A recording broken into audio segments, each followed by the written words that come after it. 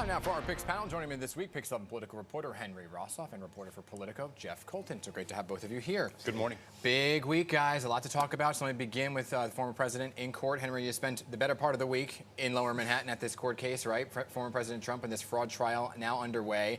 Almost seeming like a campaign stop every time he came out of court. Where do we go from here? A campaign stop with 3 mini stops, you know, right. the morning break, the lunch break, right. the afternoon break. Yeah, he gave a lot of press briefings. Essentially, he said the same thing. He called the whole proceeding a sham. Right. He did get into the weeds with his financials a little bit, clearly frustrated at this judge who is not buying his defense. And before the trial even started, as we've reported, ruled against him on the top-line fraud charge, which could cost him his business interests and properties in New York.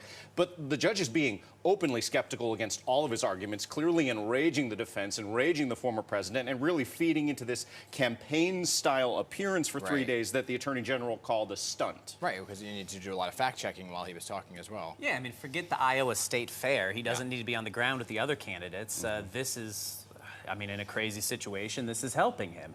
That said, if this actually goes through, I mean, if he ends up losing some of his biggest assets, Trump Tower, he could lose Trump Tower. I mean, that would be a true psychic blow. You know, he's not going to go to jail in this case. It's fully civil. But losing his business empire would, I think, be a really personal hit to him. On the psychological front, he was dwelling on this $18 million number they keep pegging on Mar-a-Lago circus several years ago. You could see he was downright PO'd about that. I mean, like the audacity. And then he kept inflating the value. Like, it's actually worth $1 billion. $1.5 billion, he said at one point, which is ridiculous. And then it's his not name worth floated to be speaker. Yes. Any legs to this? Well, he formally endorsed Jim Jordan. Right, so that kind of puts that whole thing to bed, right? It was an idea for a little while, a crazy idea for many reasons. But yes, now that's out. And I mean, another crazy idea, a little more in New York, Hakeem Jeffries potentially winning some Republican support. That seems very unlikely, but that was rumored if Trump's name was put to the floor. I think that would be the controversial enough one that could get people, even Republicans, voting for a Democrat. Okay, I want to talk about a little more local of an issue, which I just spoke to State Senator Jessica Ramos about, the right to shelter law possibly changing and what exactly this means, right? And the mayor is saying, well, I'm going to leave it to the courts, but he seemingly wants it to change. So what happens once it does? You know, he's on this trip in Latin America right now to stop the flow to our area, but what if it doesn't stop the flow and the right to shelter changes? Yeah, the city deputy mayors were asked about that this week, and basically were like, well, we're not going to say, you know, what happens, what the end game is.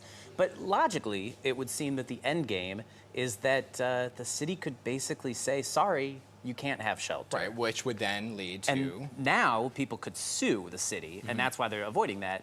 In the future, there would potentially not be a basis for a lawsuit in that case. Right, but if it changes also and if the folks still arrived, it could lead to a street homeless problem. Correct. And I think, not to be too callous about it, that's part of the calculation. It's turning off the faucet through a level of deterrence, which Republicans have been arguing, frankly, for more than a year and a half now. You end up with it. I mean, no one was really paying attention to this until things built up outside the Roosevelt 2 months ago. Am I wrong? I mean, so part of this is deterrence and getting the federal government to pay attention. Yeah, and then, you know, we just heard, again, like from State Senator Jessica Ramos about this trip that the mayor is taking. He's returning today, of course.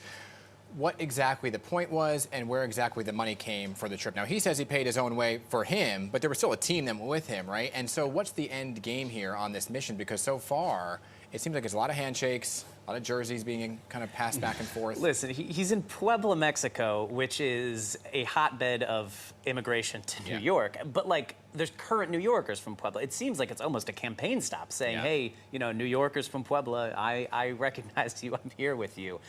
Maybe once he gets to Colombia, it's actually going to be a little more, quote-unquote, fact-finding about this. But it does seem like he would probably, if he wanted to actually get work done, maybe doesn't need to be there. Yeah, and Henry, only have 20 seconds left. The fact that Jessica Ramos kind of said, I'm going to run without really saying I'm going to run. There will be a progressive challenger. I do think it's fair to say it's unclear if it'll be her, but if no one else runs, she's running. Yeah, there you go. All right, we're going to leave it there. A lot of topics to cover. We'll have you again next week. Henry, Jeff, good to see you both.